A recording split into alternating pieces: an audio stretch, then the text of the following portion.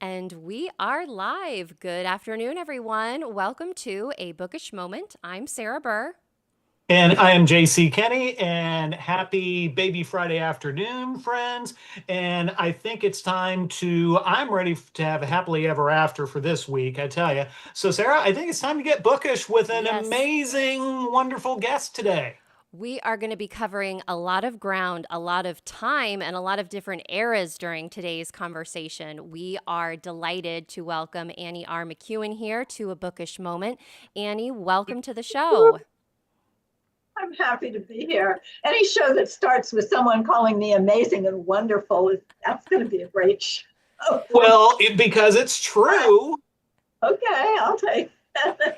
Annie, you have a extraordinary background in not only the accomplishments that you've had in the writing industry, but just in your career as a historian alone. I am so looking forward to our conversation because you are somebody that, JC and I, we are cozy mystery authors. We love our characters. We love our small town settings. But we are not probably experts in our field for what our cozy mystery characters are doing. But you live and breathe this beautiful, eloquent historical world that you create in your stories. And so looking very much forward to diving in and learning more about you and your work. I do want to pause real quick and welcome our wonderful viewers to the show who are joining us live. We've got Alma Collins saying hello from Arkansas. We've got the Fashionable Bookworm saying good afternoon, everyone. So excited. Annie McEwen is on today. Farmhouse Reader is saying happy Thursday, and DHB is saying hello. So thank you guys for tuning in. If you have any questions for Annie as we go through our conversation, I know that I am ready to learn a lot about Victorian England, the Regency era, all of this good stuff.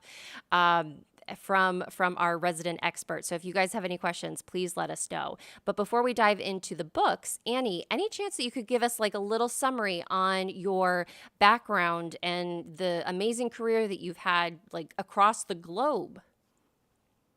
I say in my bio that I've lived in 6 countries, which is true, and under every roof, from a canvas tent to a Georgian-era manor house, and that's also true. Ooh. I've been traveling, well, since I was 12 or 13. My parents were great travelers, and they believed in escorting me or dragging me, depending on how old I was and what phase I was going through about traveling with my parents. To different countries, starting when I was just, a young teenager. Along the way, I became interested in history. I always say it's because I was raised by a group of old ladies. And it just happened. I was a late child, and my parents were both full-time professionals, and so I was sort of handed from one nice little old lady to another, and I learned so much from them. My godmother, who lived next door, had studied nursing with Clara Barton. Oh, wow. Holy smokes. Wow. Had 2 graduation pictures of herself in a nursing uniform, with Clara Barton sitting in a chair at the head of the class. So with influences like that, you can imagine history was always this fascinating place for me. And when I went to college, of course, there was no question about what my major would be. And that became my life, working in historic sites and,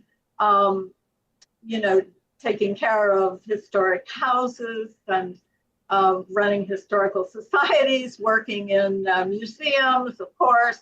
That was my life. And so when the active part of that began to wind down, I was able to do what I had wanted to do all along, which was not just to study history and not just to present it in a museum setting, but to write it. And that's how I began. Well, I tell you what, that is so cool, and just I want to echo what Sarah said. You know, I think we could just sit here and listen to you tell stories to us all for hours on end, but we don't have that much time, unfortunately. So, you are an historical fiction writer. You've written historical romance. You mentioned you're kind of looking into the mystery world. Um, so, can you? One of the things that has always blown my mind is people who write historical fiction, all the additional work you all have to do to make sure you got things right. You know, I've said it on this show before. I'm a lazy writer, so I love being able to write about the here and now. If I want to know if something's correct, I just look out the window. Can you talk about you as someone who works in the history world? What is it like for you writing that historical fiction? Is just kind of talk to us a little bit about your approach to it. On one level, it's the same work that I did in museums and historic sites.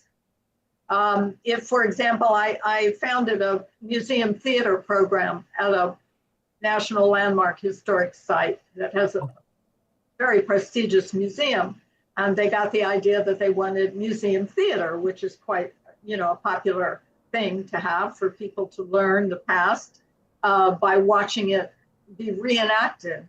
And if someone said to me, or my director said to me, well, we have a character and she's a 1910 telegraph operator, what would she wear? So then I delve into fashion of the era and of her particular social class, her economic level, the location of the site where she's a telegraph operator, because obviously she would not dress the same in Massachusetts as she would in Florida. And so I'm approaching it very much the same way in that regard. But there is a difference. In the fictional settings that I'm describing for people, it's not just as it was in museums where I can stop with what she wore. I have to go on to what she feels. If she falls in love, does she fall in love the same as a woman from 2025? Does she have different attitudes toward love, toward the conventions of love, toward affiancement, to marriage, childbearing? What are the stakes for her? They're going to be different stakes. And this is important for me, that I recreate not just the environment, but the stakes. And whether you're writing mystery suspense or you're writing romance, the higher the stakes, the higher the tension, and the more bonded your reader will become with that character. So it's not only repeating the same sort of research methodology that I used as a scholar and a museum professional. It's adding to it that ineffable quality of emotion. If we don't put that in our books, why on earth would anybody read that? Mm-hmm. That's such a good point, and especially in historical fiction, historical romance, historical mystery. I've often seen discourse. You have your character, your female lead, who is considered ahead of her time, in some type of aspect. And one thing that I find really interesting about maybe that trope within the historical genre itself is that there are some folks who take that, ahead of her time challenge and make it so like this is a person who, I don't know, it just seems like somebody that I don't think really existed back then, as much as maybe we would have wanted them to, like having all of these different thoughts and ambitions and what have you. I love it being anchored in the reality of the moment, because it helps us learn about, for me, what women my age, what they really had to go through back then. If I'm reading about a woman my age who, oh wow, like we're thinking the same thing about, a woman's right to be equal to a man and all of this stuff. Like some women, that wasn't necessarily how their worldview was. So I'm wondering, Annie, how do you like reconcile maybe like that empowerment, that the empowerment movement, empowering your character, but also keeping them rooted in reality, if that question makes any sense? That I understand completely what you're asking, and it's a question I ask myself as an author every time I sit down to write.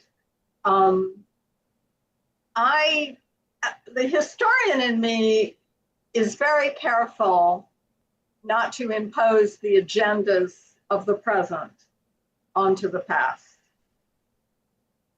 That doesn't mean that I exclude the concerns that we have now from the concerns that someone would have had 150 years ago.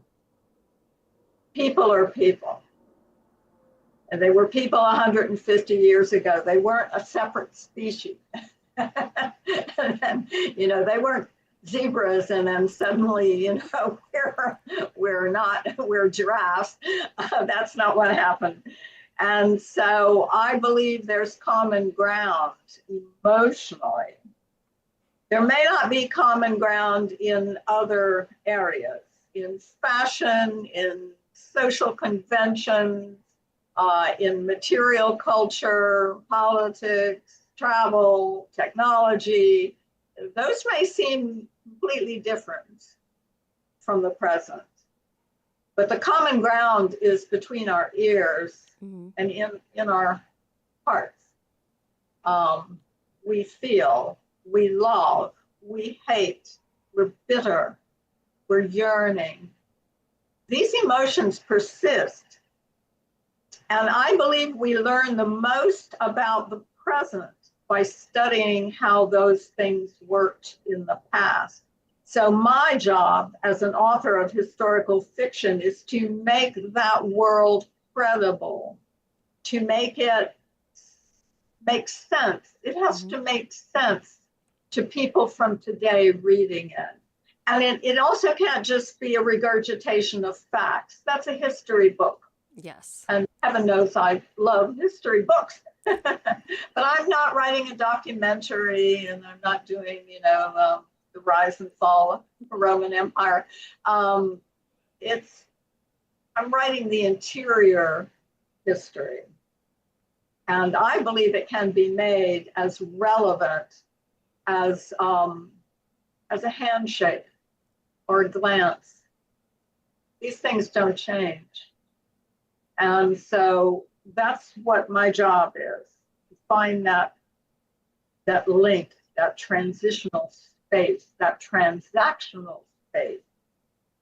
And then people should make their own decisions about the agendas of both the past and the present. If they're well informed about both, they will make good decisions. But my job is to just give them the environment. Fabulous. Wow. Yeah. Masterclass. Masterclass Yes, right there. Absolutely. We're gonna lighten lighten the mood a little bit. Just a little bit. DHB, I love you, DHB. Commented that historical fiction is a great way to get facts across to those of us who just can't pay attention in class. So to your point, Annie, but so I guess one of the things that I could just go on and on and on. As far as when you're writing historical fiction, your Unbound series or Unbound, your Bound series features characters in the UK, in England. Can you talk a little bit about why you chose that location rather than here in the States, or in one of the books you have someone who is French? Why England in particular? Okay, well, this will make Sarah happy because I'm going to take her to castles now. Yes. The Bound series is actually ghost romance. And the history comes in two ways in each of the books. In the first book, it's sort of a story within a story. The history enters because of an historian recent graduate with an advanced degree, and she's gotten what she believes is her dream job. She's got a brand new degree clutched to her chest, and she's gone looking for a job overseas, and she finds one in Wales at a wonderful castle adjacent to a tiny town. And that happens to all be true. I was the historian, and I was in Wales in a tiny town, which has since become my HQ when I'm in the UK, and I adore it. But there is a gorgeous castle on the outskirts of the town, and I worked briefly as a docent there, so I became very familiar with the castle. And my historian in the book, my female protagonist, is she's happy with her dream job, except that it almost immediately appears to have no chance of advancement. And she's been ordered to take her history tours and convert them to ghost walks. And since she doesn't believe in the paranormal, this is a real come down for her. And things get even more vexing when she encounters a ghost. And the ghost is from the 1700s.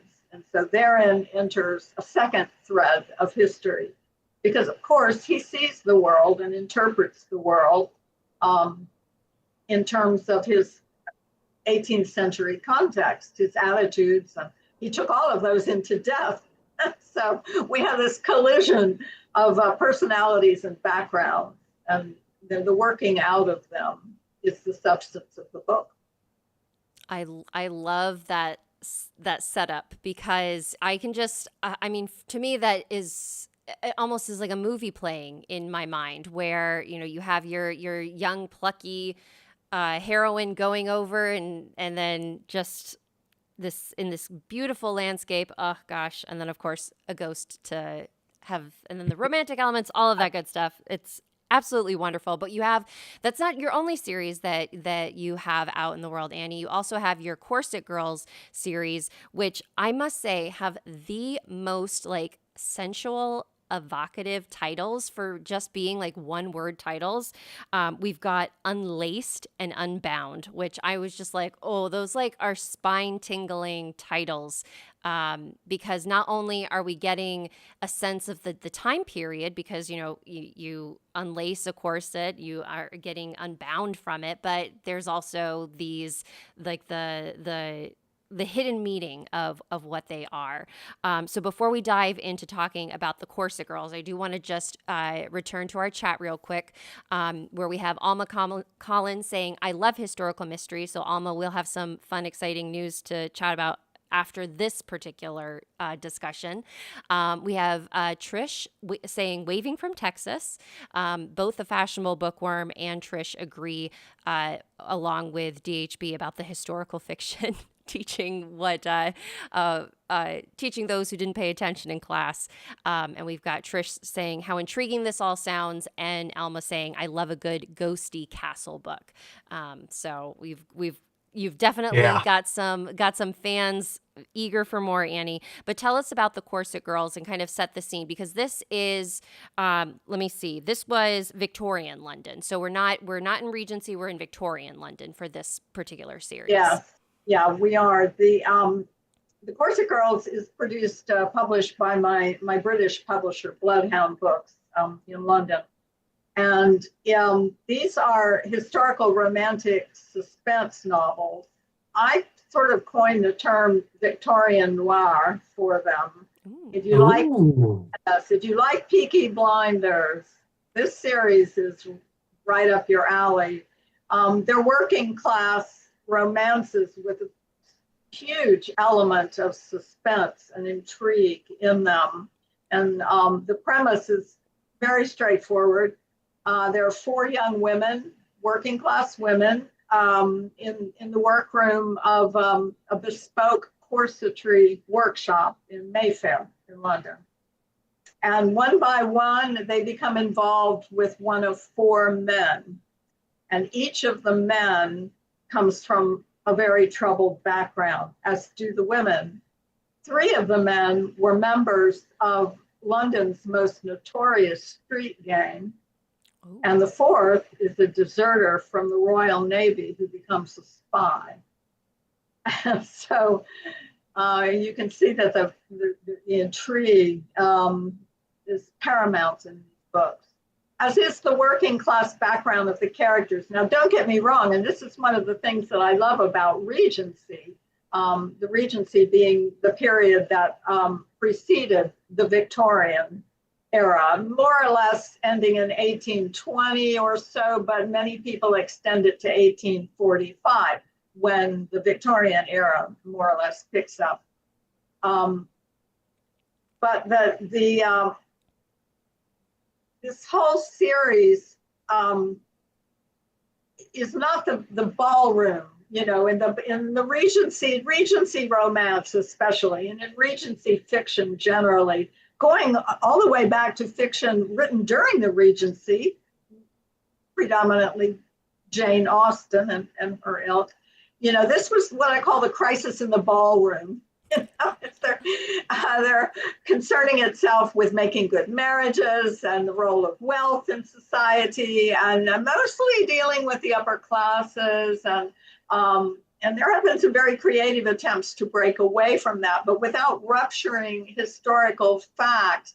You know, a lot of Regency fiction still deals with the upper classes and their lifestyles. In my Victorian world of the corset girls, this is definitely working class and edgy. These are people to whom life has not been good, and they dealt with it creatively and with great humor and great courage. And so I try to recreate that world for readers. I think it's a world they can relate to perhaps better than the ballroom. I think I would definitely agree with that. And I like their take that with your male counterparts, that they're not those like the dashing, well, they may be dashing, but like the wealthy men who kind of come in and sweep these women off and to a different life than they are used to, when in reality it's like, oh, like these are just two people that are kind of in similar circumstances coming together, and we get to follow their story. So I think that is a very unique way to share the history of the time period, but also like keeping audiences engaged in something new that they haven't come across before. And speaking of something new, a little birdie told me that you have not only more historical romances on the way, but you're working on something that is a little bit more familiar, at least in terms of puzzling things together like JC and myself are. Care to share with our viewers a little bit about this new direction that you are beginning to write in? Yes, this is a direction that actually started out as my original direction when I began to write seriously. Yes, and the two manuscripts that I have that are works in progress date back to those first years. There were a lot of reasons why I decided to focus on historical romance, but even in doing that, I couldn't keep the mystery. I couldn't keep the mystery and the suspense out, and that's how I ended up with a series like The Corset Girls, which is just saturated with intrigue and out-and-out crime fiction, you know, in there. But the two works in progress that I have, one is set in 1910 in Ybor City, Florida, which is the immigrant community of Tampa and the cigar-making capital of the world for many years. Oh. Very troubled neighborhood. Yes, a very vigorous, interesting ethnic neighborhood, but also a highly criminalized neighborhood. Some of the criminals being very famous right up through the 1950s and 60s. So my novel, Café con Sangre, concerns an Italian immigrant police detective, City of Tampa police detective, and his remit is Ybor City. and he ends up being pulled into this dark underworld that governs so many people's lives. So this is not the Chamber of Commerce version of our city. This is the grit. And there is love in it, of course. The other book takes place in 1912, and that is Tamsin Lee and the Jaguar God. And that is an adventure story about a young woman who is an immigrant, and she is in the interesting position of having a Chinese father and a Welsh mother. And so she's in Boston. She definitely feels like a fish out of water. And I was able to write her not only in the usual way by researching the cultures that she, was born into, but because I am the daughter and granddaughter of immigrants. My mother didn't come to America until she was 12. And I know what it's like to be raised in a household that's not quite American. And at the time I was coming up, there wasn't a lot of emphasis on diversity. The emphasis was on acclimating, and it was more than just emphasis, it was pressure. And my mother wanted very much for her daughters to not be stigmatized as immigrants, because there was stigma at that time. And certainly when Tamsin Lee was growing up and becoming a young woman in 1912, there was tremendous anti-immigrant sentiment in America. And this is something she has to deal with on a day-to-day basis. But she's a very plucky young woman. And she has a lot of interesting attributes that come out as she pursues this mystery. And there's love in that book as well, in the form of a British journalist who is working in America. And he ends up helping her on this treasure quest on which she goes. So that's Tamsin Lee and the Jaguar God. Ooh. And I would love to see both of those books see light next year. That's what I'm shooting for, 2027 at the latest. Excellent. Yes. So those folks, what y'all need to do is read the books we talked about earlier about the gals in the UK in the Regency period and the Victorian area to kind of tide you over until we get the 2 new ones next year in 2027. That's your homework. So, there you go. Annie, this has been fabulous. Unfortunately, we're almost out of time. People need to be keeping up in touch with you because you've got so much amazing stuff going on. How can people find you? Can you tell us what your website is? Do you have a newsletter? Some of those things so people can kind of stay in touch with you. Yes, website is AnnieRMcEwen.com. And if they go there to the contact page, they can subscribe to my monthly newsletter. It's short, it's crazy. I try to make it very entertaining, but it does also give updates on what books are out and which ones are coming, and giveaways. And I have an anthology. It's not my anthology, but I have a historical romance story in an anthology coming out for the holiday season called Midnight. I forget the title. Midnight, Mischief, and Mistletoe. And nice. Coming out. So updates will be in my newsletter on that.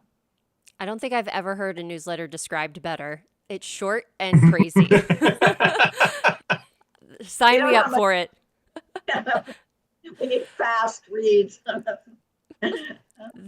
Oh my goodness, I still have so many questions for you, Annie. So when you have your 2 books coming out in the future, let us know so that we can have you back here, and Yes. because I'd love to really to really like dive into the concept of, the differences that you encountered writing historical romance versus historical mystery, if there were differences, all of that good stuff.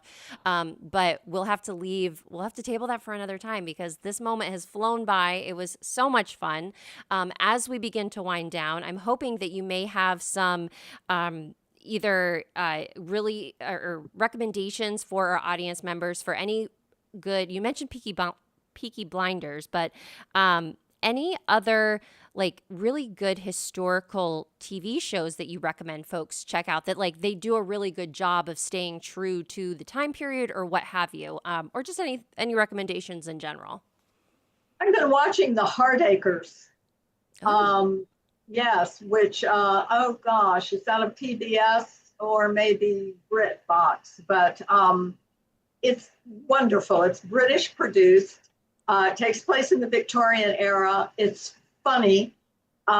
It's just a mad family of working class poor people who make a fortune selling herring. And they were sort of the herring McDonald's. Oh my goodness. Of Yorkshire. So The Heartacres, definitely recommend it. Okay, that sounds like it's Yeah, right up that our sounds alley. fun. We are huge. Yeah. We're huge BritBox people and PBS people here. That we are. Jim, any recommendations since we last chatted on Tuesday? So kind of keeping the whole UK vibe going. Just over the weekend, watched the 1945 adaptation of The Picture of Dorian Gray. Ooh. And so that was pretty cool. I've tried to read the book a couple of times and failed a couple of times. So getting a chance to watch the movie, it was fantastic. Great kind of spooky story, perfect for this time of year. And I'm also going to throw out another historical one that you can find on PBS.